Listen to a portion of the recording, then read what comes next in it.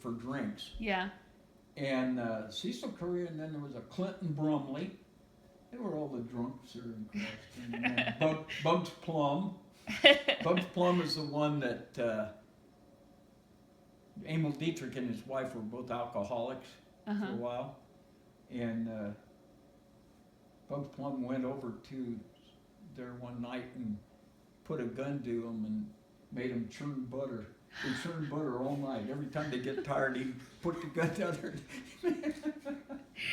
So Emil Dietrich told that story of Bugs Plum making him churn butter all night. But it was funny. Emil was an alcoholic and he quit, but he would always have liquor there if you came, but he never touched. Now that was willpower. Wow. And Bugs Plum was Jerry Crumb's uncle. Jerry Crumb's mother was a Plum, and she was totally opposed to drinking. And Eunice Dieter, that's Jerry Crumb's sister. She went from a plum to a crumb? A Plum to a Crumb. And she would never drink, but the Plum family, they had several of drinkers. So one of the girls in my class was Alice Plum, a cousin to Jerry Crumb. Never really even though knew it, you never thought about them being cousins. Yeah. Well, they didn't associate at all. But yeah, that was one of the funny things of Dad is, the people that were back here then. There were some characters, And I got a lot of when Grandpa was in the Army, sending letters. It went to the Lanay post office. And the Lanay post office was the old two-story house right across from Richard Erickson's house. Do you remember that old house? Oh. It was an old two-story house there. Uh-huh. The Moundberg place. Uh-huh. And in the back was the post office. Just a room was the post office. And I was with my dad one time back there. I can remember that. We were there. But oh man, that house was so neat. My dad, I asked Richard if we could go through it sometime. So Richard went, and Grandpa and I went in there, and it was just all furnished. There was an old German organ in there, and there were pictures of his relatives in the old oval pictures with the glass. Oh, the really cool, yeah. And I said, boy, you ought to take these out. Take these out. No. And wasn't a month later, somebody came in and stole all the stuff. That's sad. I said, I'll help you move this stuff. Yeah. No. Wow. And then the funny part, one day I'm sitting here and the San Luis County Sheriff's Bomb Squad drives by. Where are they going? Went over to Richard Erickson's and there was a case of dynamite in the little shed here. When it was sold and people were cleaning up, came across this box of dynamite that was, was very unstable. Dynamite was, Well, everybody just had dynamite. That was a Venerini that took the dynamite in? Had the dynamite on the school bus. You heard that story? Yeah. Oh yeah. And then hid it in the. It was in the car in auto shop. Nowadays, he would have gotten Oh, everybody would have been. They would have run everybody out of school. Everybody would have been in. Those guys would have been in jail. Yeah. As it was, the one guy who had the car that had the dynamite sitting back there had to go talk to the principal. All right. Yeah. Oh yeah. But we had one guy. We had two brothers, the Stevensons. Jimmy Stevenson and Billy Stevenson had a younger sister. And both Billy and Jimmy Stevensons were in my grade. And Billy Stevenson was this great, big kid. And Jimmy Stevenson, the brother, was just half that size, little guy. And they were there for a while, and I don't know, a year or two. And then they were gone. And then Jimmy came back later on, but Billy, the great big one, used to just tease his brother all the time. Teased him all the time. Well, one Christmas, the little one, Jimmy Stevens, got a shotgun. And his brother teased him once too often. When he came back to school, it was only Jimmy Stevenson. So, so you don't want to tease. Don't tease the Stevensons. You don't want to tease the Stevensons. But they were kind of odd ducks anyway. But I mean, still, I always felt kind of sorry for him because the big brother was always picking on him, teasing him and stuff. Yeah. But that's my antidotes from school. Now, you knew Otto Bixby growing up the whole, Oh, he was my grandpa. yeah. Now, did Buck knows all about him. Go ahead. Did he move into the area or? Yeah, they were here before I was born. I don't know. See, he was back from like New York. He worked for Corning Glassware. He was a glass blower. He blew, blew Really? the things and blew glass things. And then when Grandma met him, he was it was a trolley car? Yeah, conductor. He was a conductor on this trolley line. Wow. And she used to get a ride and go into work Yeah. someplace. And that's how they met. He was a conductor on the trolley car. Oh, that's neat. And he'd been a boxer. He was a tough old bird. Picture of him when he joined the Army. He was only, I think, like 16.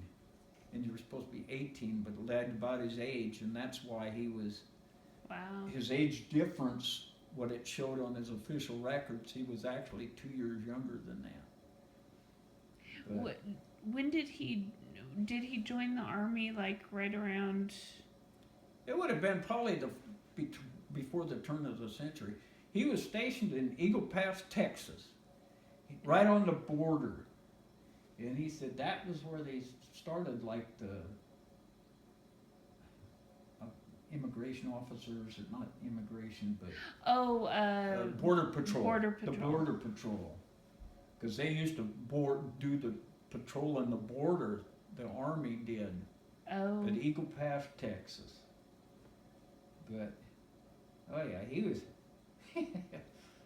I got to work with him. I helped him build, when he got old, he was a jack of all trades. He would do plumbing, and he built Grandma and Grandpa's addition, that room, the dining, off the dining room.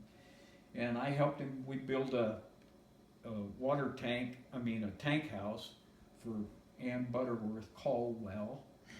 And I never told her, but we built it, had the tank in there, and had it full of water, and I dropped a wrench down in there.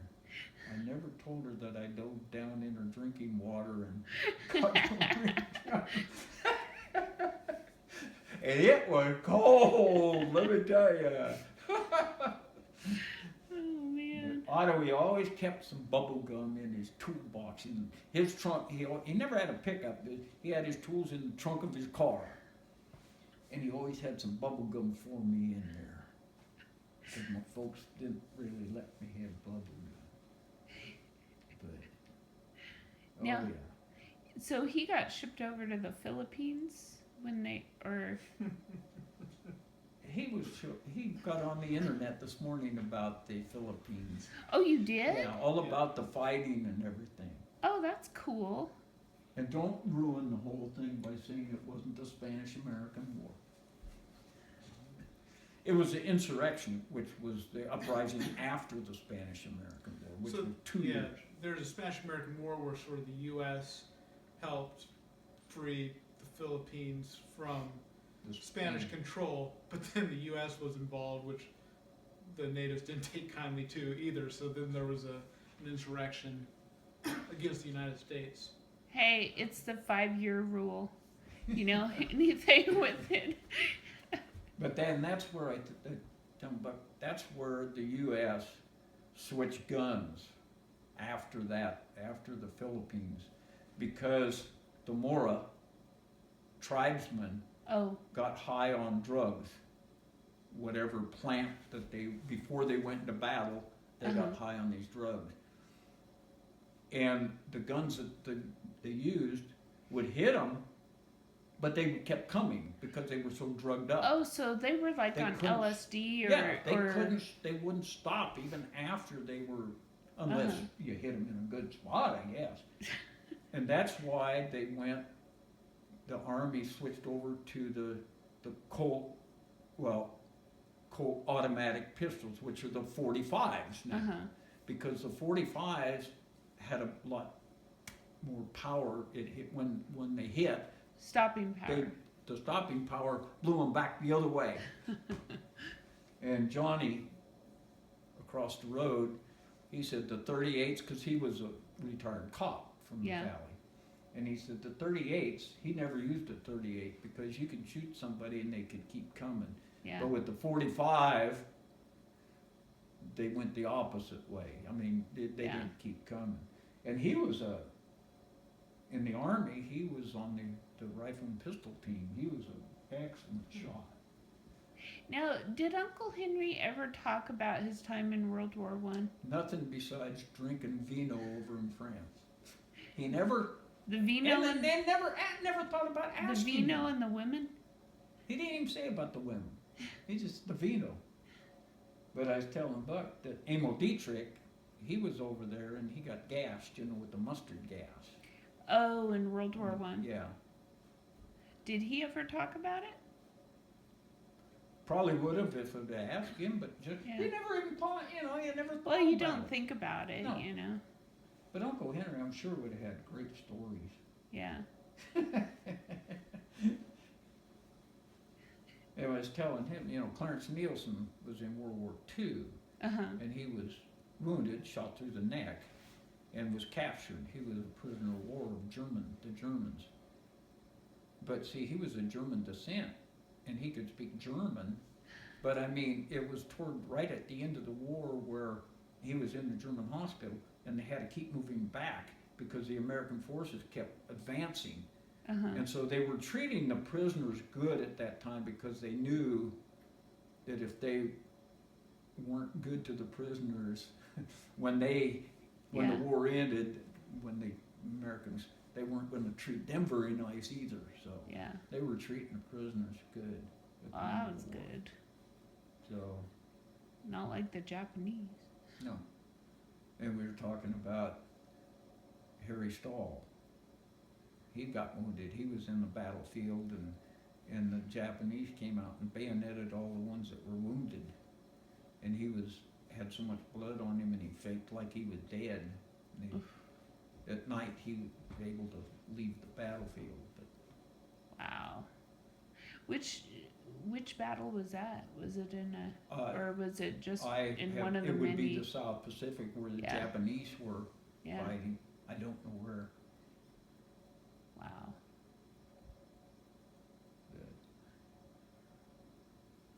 yep. Now, did Grandpa ever tell you about when he met Grandma for the first time? It would have been at the Creston Farm Bureau meetings. Yeah. Because she was his available school teacher.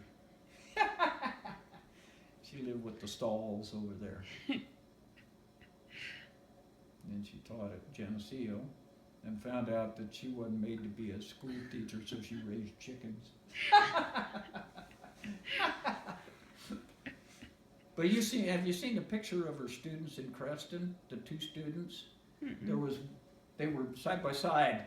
The one guy had to have been 20 years old, and he was like 6'2", and the girl was about 3 foot. Standing next, my mom got a picture of the two students that she was teaching, and my mom disciplined that great big one, and his adopted mother came in and raised all kind of Cain because the teacher disciplined him. I think it was Mrs. Armstrong. But I mean, the guy had to have been 20 years, looked like 20 years old. He would look, I think it was an Indian, but. No, she taught Chet Erickson and Sid Wack, some of the people that were, I only knew them as adults, Yeah. but Audrey Murray, Really? yeah. Grandma Audrey was in her class. Wow.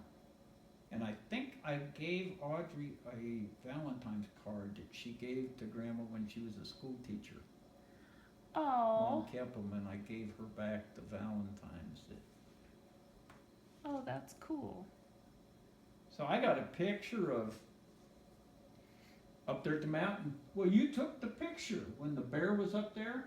Yeah. You got a picture of Charlie Murray and his wife, and Vernon Nelson and his wife, and me. And we were all the owners of all the property up that canyon, actually. And now Mrs. Nelson's still alive, so it's Yeah. she and I. And I'm glad the Nelsons bought that lower piece, got that lower piece from the Murrays, so it's just the two different property owners. Oh, they ended up. They bought it. Oh. Well, they owned it. Well, yeah. Yeah, but no, they bought it about 10 Okay. months ago. Okay. So, Oh, that's nice. yeah. So now there's just the two of us up there. That's the very two nice. families. Yeah. So. You. Now, did you, when up at Black Mountain, when camp was in the upper, Mm-hmm. you went up and camped up in the I upper? was a little kid when that camp was still there, before the camp was down there. Yeah. Although I have pictures. I've seen the pictures of the camp up above. Oh yeah, but I mean, I have pictures of down below, and on the back it says camping at the Pines. And I always wondered, where in the heck is the Pines? And one time I'm looking at one of the pictures at camping at the Pines, and I'm looking, and there's a hillside up behind. It was where camp is now. That was before Grandpa owned it. They used to camp down there. See, Uncle Henry owned that 80 acres. Well, there were 3 people that invested in that 80 acres. It was all, but it was Uncle Henry, Uncle Bill Ernst, and Hank Pondorf put money and bought that 80 acres. But Uncle Henry was a veteran, and he got a tax, the taxes were lower. Uh-huh. So it was in his name. So he owned it, but actually the other 2 guys. So when Hank Pondorf, before he died, Aunt Sophie, little Aunt Sophie, wanted, because Grandpa owned that property below, Aunt Sophie wanted Hank to go to my dad. So it would have been Uncle Henry, my dad, and Uncle Bill. Uh-huh. Then when Uncle Henry died, it ended up Grandpa and Uncle Bill had it, Mm-hmm. because it was left to Uncle Henry, to the 2 brothers. Anyway, my dad had 50% and Uncle Bill had 50% of that up there. Even though it was in Uncle Henry's, Yeah. So, to make a long story short, it ended up where is your mom and I and Arnie Shirley Jr. Merriman. And so we a couple of years ago we bought their share out. So it's but Grandpa bought that 160 acres probably he didn't own it at 1900. It was clear back like in the late 30s or early 40s that he bought it. Even though they camped there, I've got pictures. Uh-huh. But two guys owned it, 2 partners owned it. Now let me tell you, I'm going to tell you right now. I bought out my cousins, it cost $750 an acre for that worthless land, but $750 an acre. My dad bought the 160 acres for $500. But the one partner went up to my dad and said, give me an extra $50, but don't tell my partner. So it actually cost him $550. For 160 acres, I paid $750 for 1 acre. Wow. So, but it was worth it because now it's just our family. Yeah. So, yeah, but when I was a kid, the camp was still up there. The camp was not down below. The camp was up there. Part of the barbecue pit is still up there, a few of the bricks, and some of the other bricks are what I used down and made the barbecue pit down where camp is. But there's still a few bricks, and right up the draw was a privy. And of course, we've had several fires go through there, and I think there's still only one post is sitting there where the privy was.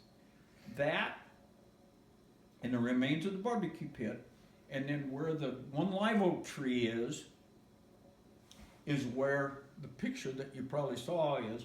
There's a cement bench. It's probably 5 or 6 feet long.